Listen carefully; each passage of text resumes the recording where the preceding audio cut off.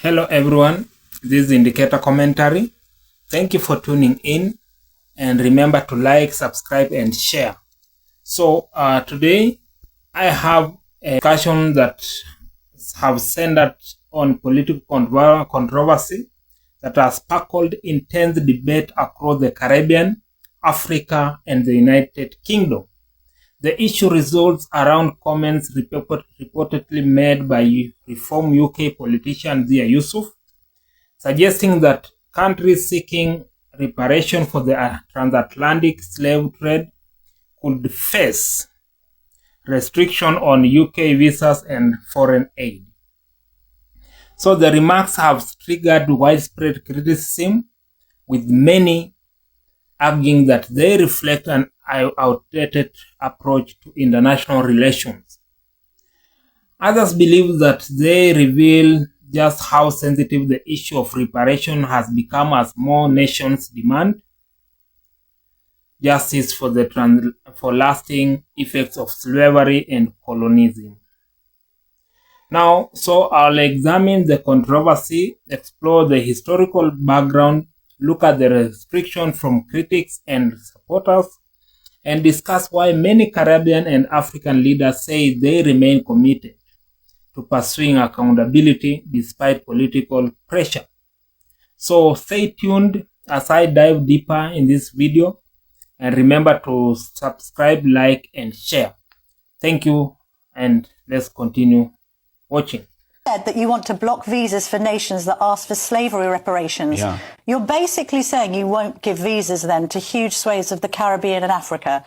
Let's just list the countries that have asked for slavery reparations: Barbados, Jamaica, Guyana, Antigua, Barbuda, Bahamas, Belize, Grenada, St. Lucia, St. Vincent and the Grenadines, Trinidad, Tobago, Ghana, Nigeria, Kenya. The list goes on.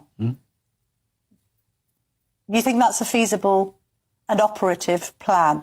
If they continue to make, if they can make, well, being thwarted by lawfare. Here's another thing people really need to understand. And I think people watching GB News do understand this.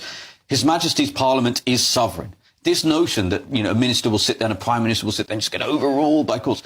If we pass primary legislation to ensure those things happen, it will happen. You can mark my words on that. And do we again, so you're quite happy at the last 20 years, people coming from the Caribbean or Africa, say, for instance, if they have relatives here, you're going to say you just can't come because your country, even if you don't personally support it, supports slavery reparations? I think you're making the exact argument about why their outrageous demands that people watching this programme should pay them reparations. Outrageous to demand slavery reparations, but people might equally think that it might be used as a sledgehammer it's about time Britain. Do you not agree, Camilla? It's about time Britain grew a backbone. And what we're saying is, if Nigel Farage is our Prime Minister, we're not going to allow Britain to be slapped around on the world stage. By the way, number one, Keir Starmer abstained outrageously in the UN vote about this matter. Number two, over the last 20 years, and again, the Tories are in power for the majority of that, those countries you just listed who are demanding reparations, we granted those countries millions of visas and issued them £6 billion, with a B in foreign aid. We've had enough of British people being taken advantage of. Some of the people that come from the Caribbean and Africa have made their lives here and are paying taxes and are embracing British values, aren't they? In which case, they are almost certainly British citizens. It's crystal clear. From this point, any country that formally makes a demand for reparations from this country, a reform government, if we win the next general election, will immediately halt visa issuances to that country. And we've already made clear that we would end foreign aid too. Britain was the first major power to prohibit slavery, and it cost Britain thousands of sailors. Britain spent the modern equivalent of billions of pounds on enforcing that slave trade, the prohibition on slavery. So I think Britain actually deserves a lot of credit for that. I understand that your parents emigrated to...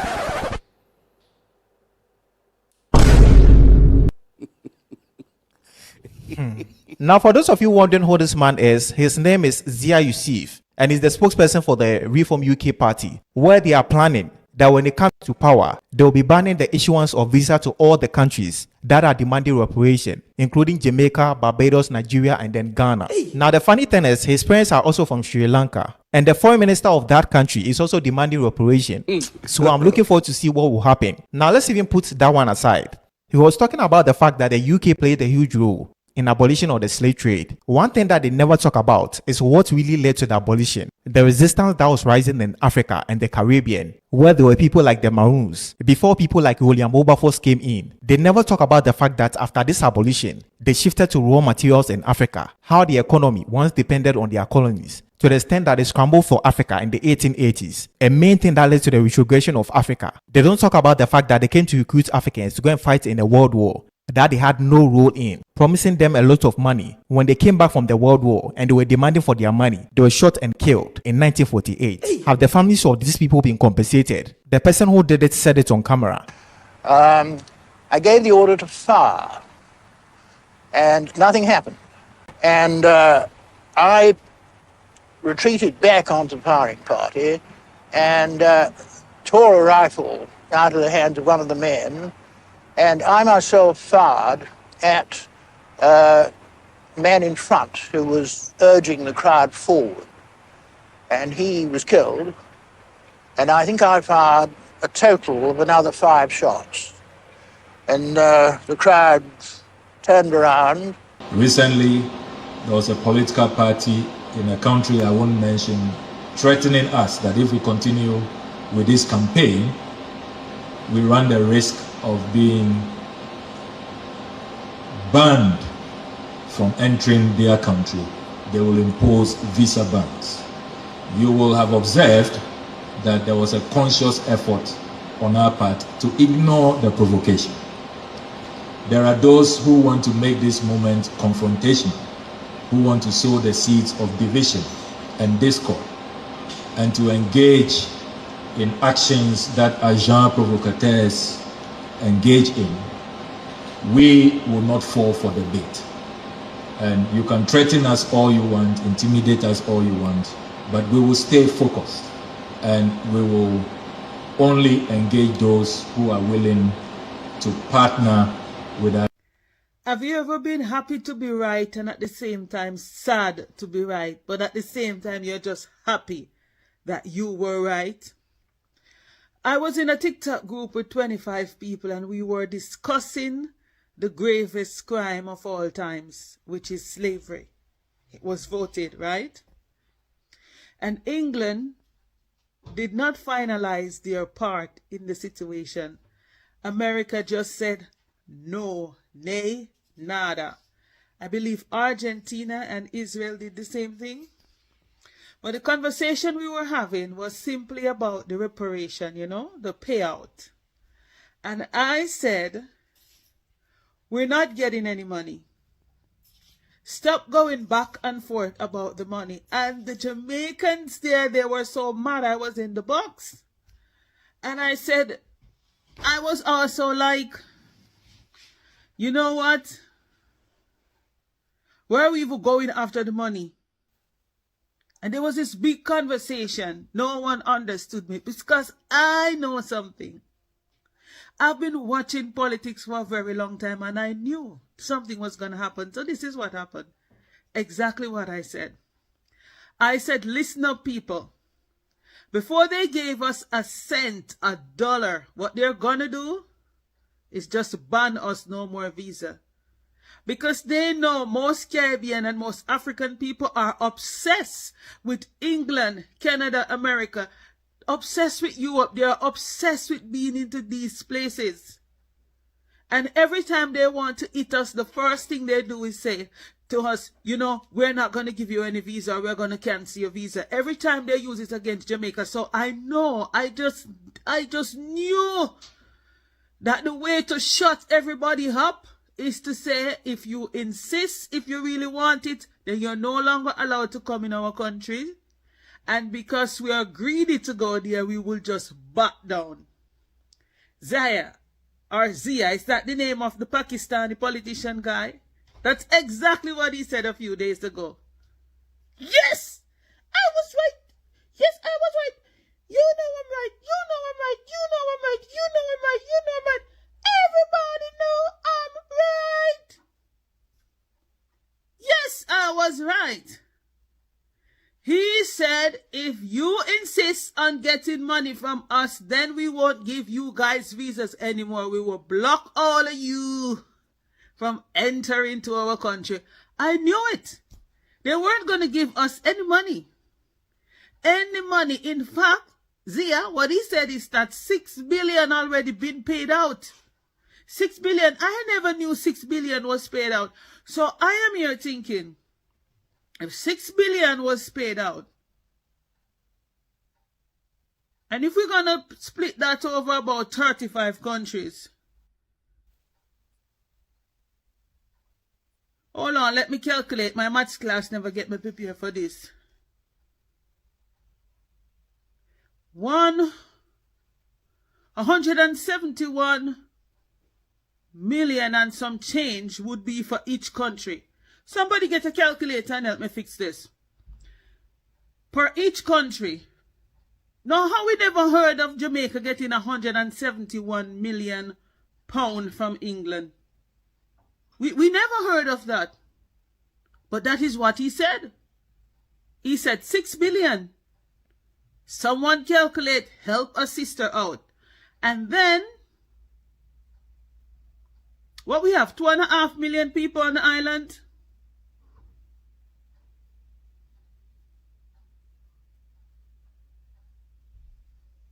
£64 and some cents, right? Somebody help a sister, help a sister, help a sister. I went to maths class, accounting class, but I wasn't prepared for this. So anyway, so £64 and some cent for each Jamaican. Where is my £64? I want my £64. I just pay my tax, my parents' tax, my grandma tax, and a mistake made and I pay for my great-grandma tax. I have never even seen my great-grandma. So that money would belong to me. That money, that £64 and a couple of cents would belong to me. Which politician got my money? I would like to go and pick it up. Is it the one there now? The one before? Mr. Patterson, I genuinely hope you're not the one who got my money. Anywhere now where I can find Mr. Patterson? That's our former Prime Minister. Maybe he's the one that got my £64. I would greatly appreciate my £64, Mr. Patterson, if you can tell me where to meet you and the time. I'll be there to get my £64. I appreciate it. But I'm telling you, they're not going to give us any money. And because so many of us are so greedy to get their visa, that is what they're going to use and shut down every single country. Jamaica, Trinidad, Ghana, all of us. Kenya, all of us. They're going to shut down all of us with their visa. And I was right. Bye. This is the reason why. Because Jamaica is pushing for reparations, the UK, the party that is currently in the opposition, say anytime them come in power, them are going to make sure that Jamaica get banned. Because Jamaica is one of the countries that have always lobbied for reparations. You see Dr. Ali from Donga, Guyana? I remember him go on one interview with one of the man them. And as soon as him get the opportunity, him tell him, say, look here, none of never have a problem for benefit from slavery. The whole I want to sit down up there in the White Houses and all of those places well comfortable benefiting from slaves. But yet still when it come time for to pay back black people, everybody hush hush and everybody broke. There was a black person who came in my comments and asked why is it that we should be reparated when we're not slaves. Why is it that they reparated people who never owned slaves back in 2015? Why would they do such a thing? Everybody had the money to pay the descendants of slave owners, but when it come time for we get williker shillings, everybody have a problem. There are plantations in this country that are still owned by the descendants of slave owners. Plantations that mine and your ancestors build, them can block we from every country in this world. I don't care. Wow, with reparations. That's how we are defending. That's how me are telling us on the need for remain focused. All of this, black people are a set of people. Black people remind me of Jacob and Esau. Esau was willing to give away his birthright for a little food. We out here were willing to give away everything, every single thing for one little. Let's talk about the audacity. The UK's Reform Party just threatened to ban visas for Ghana and 16 other African and Caribbean nations, all because they asked for reparations for the transatlantic slave trade. 7 European countries, including the UK, enslaved and trafficked more than 15 million Africans across the Atlantic. And that stolen labor built Western wealth. Now they want to punish the descendants for asking to be repaid. Last month, the UN declared that the transatlantic slave trade was the gravest crime against humanity, and they called for reparations. The UK abstained. Then they told Africa that the bank is closed. But they don't want you to think about this. 101 companies on the London Stock Exchange control $1.3 trillion in African resources. And that's just in oil, coal, platinum, gold, and diamonds. The UK extracts $116 billion more from Africa every year than it returns in aid.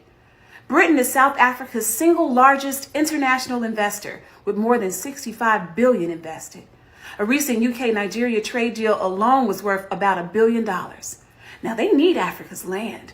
They need Africa's resources and Africa's labor and Africa's markets. If African nations banned British executives and investors the way Reform wants to ban African people, Britain would feel it immediately. You see, Africa is demanding justice. When Britain abolished slavery in 1833, they paid $25 billion in today's money, not to the enslaved, to the enslavers. The African people got nothing. And now their descendants are called an ethnic grievance. This is not policy. This is white supremacy with a parliamentary stamp. The refusal to repair is the continuation of the original sin. Africa holds the power. Africa holds the resources. Africa holds the future. And if you didn't know, now you know. UK is threatening Jamaica for demanding reparations. On April 7, 2026, a UK political party called Reform UK made an announcement. They want to ban visas for citizens of Jamaica, Barbados, Ghana, Nigeria, and every other nation demanding slavery reparations. Let that sink in. Britain enslaved millions of Africans, built an empire on Caribbean blood and sugar. And now when those nations ask for accountability, the response is a visa ban threat. This came 1 week after a UN General Assembly resolution on March 25, 2026, declared the transatlantic slave trade the gravest crime against humanity. Britain abstained from that vote. CARICOM Chair Hilary Beckles called Reform UK's proposal toxic racism. Caribbean and African leaders condemned it as provocative. The UK government says it is not official policy, not yet. But Reform UK is currently leading polls ahead of the 2029 election. This is not new. Britain has always punished those who demanded justice. They called Sam Sharp a criminal. They called Paul Bogle a rebel. They called the Maroons terrorists. Now they are threatening visa bans. The language changes, the intention never does. Comment reparations if you believe Jamaica and the Caribbean deserve justice. Follow Reform consultant Zia Youssef. I don't actually know what his former job is. He's had several jobs. He's also said he left the party, then he came back to the party, but that's not important. He says he will block the visa from any countries that are attempting to demand slavery reparations from the UK. What's really interesting is right, this conversation comes up every year because of Independence Day, and every country around the world has understood the illegal pillaging of their resources and their people over a very long period of time, where people were resources at the time. But they've noticed what that trend was. They've noticed the value that it's been to these new countries. They've observed the treatment of the countries that stole, took, and pillaged the host country, and now they want some form of repair. Now, what's really interesting is I just think that Britain mismanaged the Commonwealth incredibly.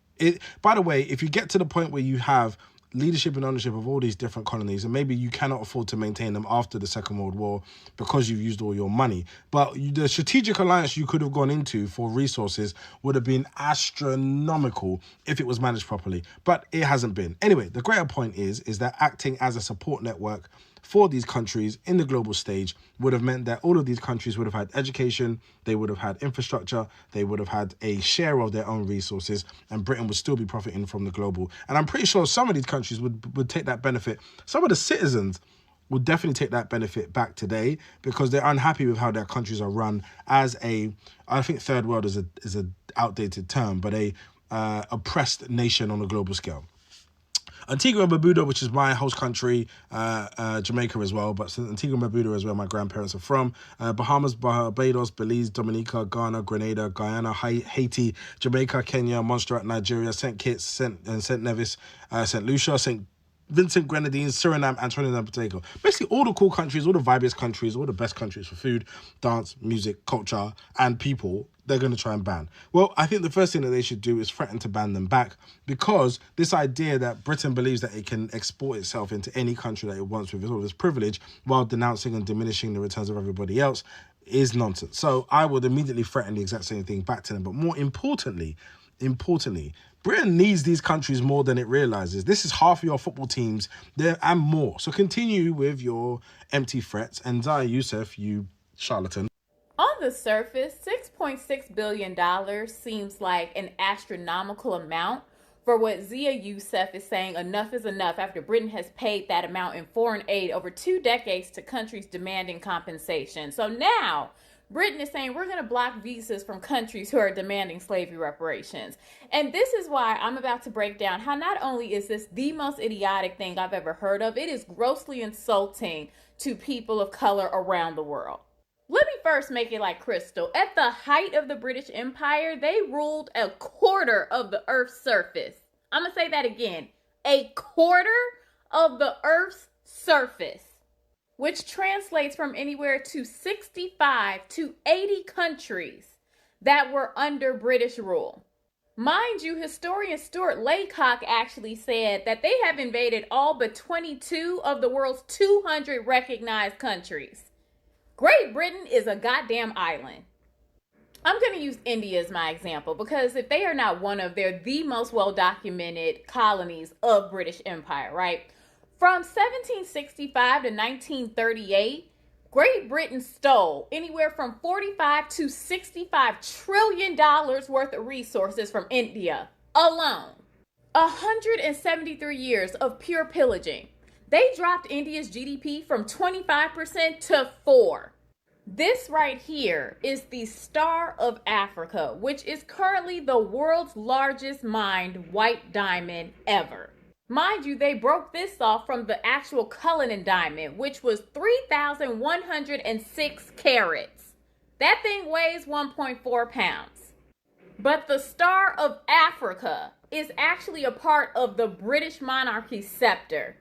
This diamond is worth $2 billion alone.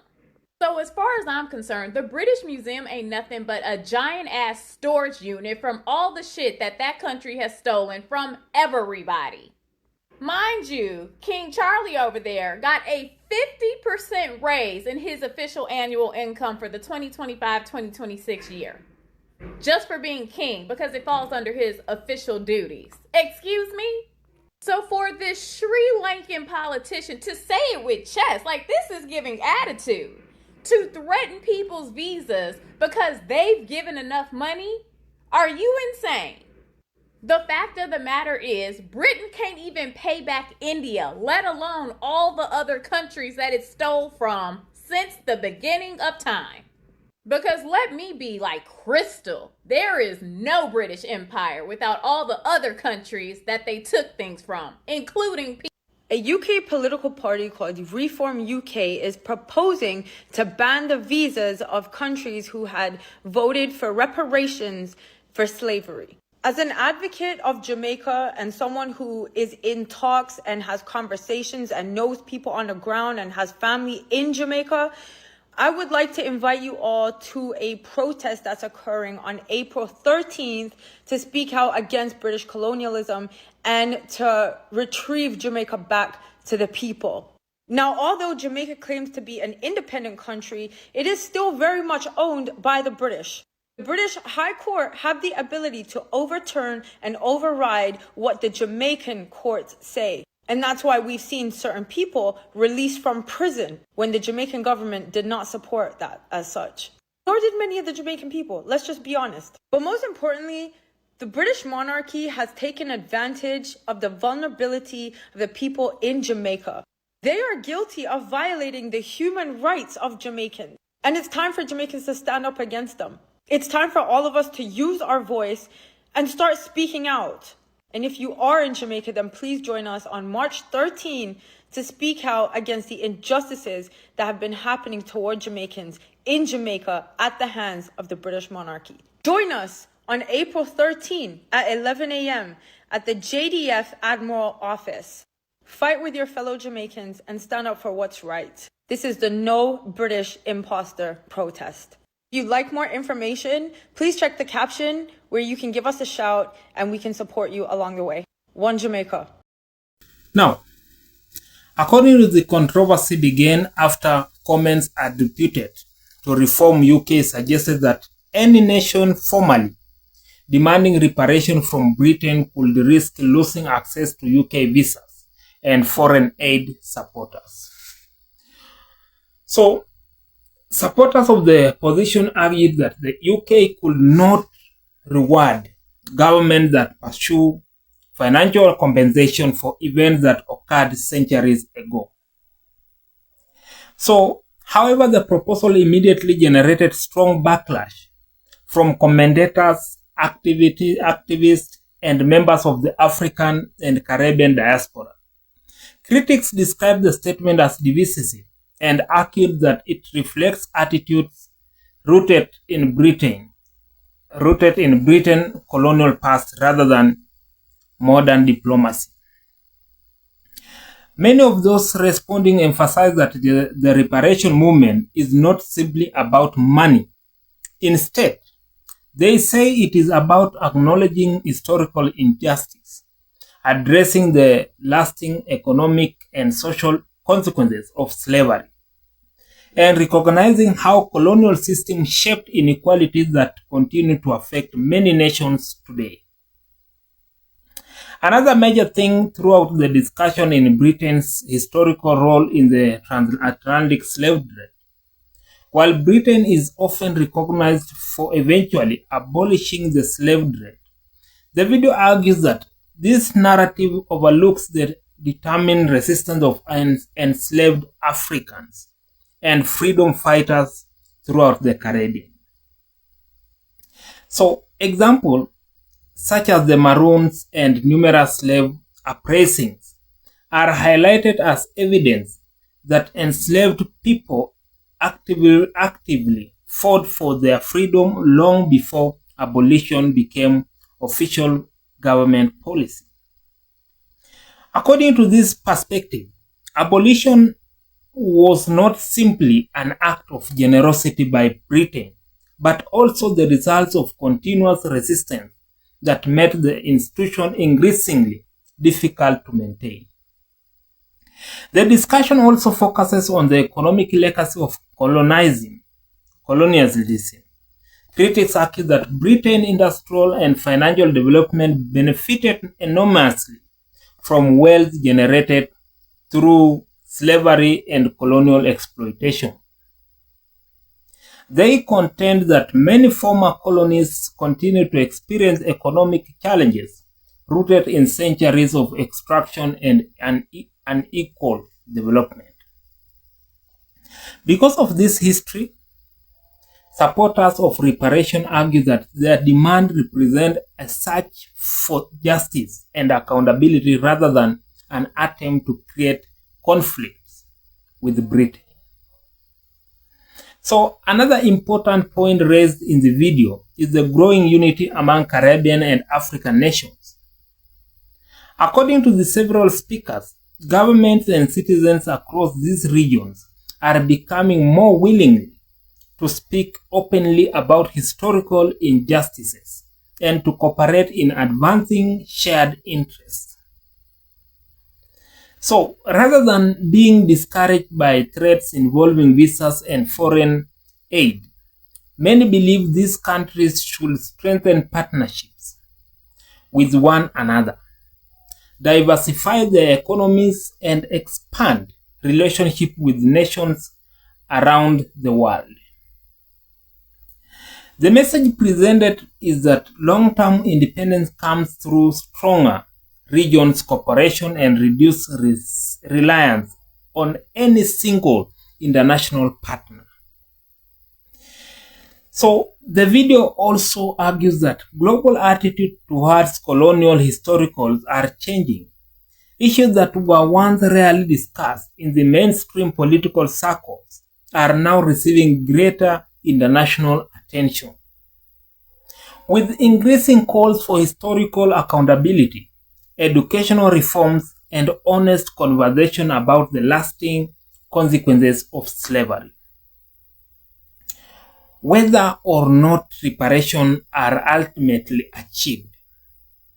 The discussion suggests that the issue is unlikely to disappear.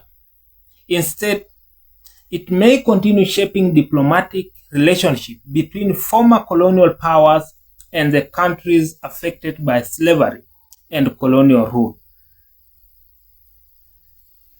Now, in the end, this controversy reflects a much larger debate about history, justice, and international relations. While opinions differ sharply on whether reparations should be paid, the conversation itself continues to grow across the world. For many Caribbean and African voices, the demand is about recognition, accountability, and ensuring that the legacy of slavery is neither ignored or forgotten. Others maintain that modern government should not bear responsibility for actions committed generations ago. As this video debate evolves, one thing is becoming increasingly clear. Discussions about colonial history and reparation are now a permanent part of global political dialogue, and they are likely to influence international relationships for years to come. So, what have you understood according to the video? What's your mind? So, stay tuned as we continue with other discussions concerning this video. So let's continue discussing this video, and thank you for watching. Thank you for liking, and don't forget to subscribe. Good day.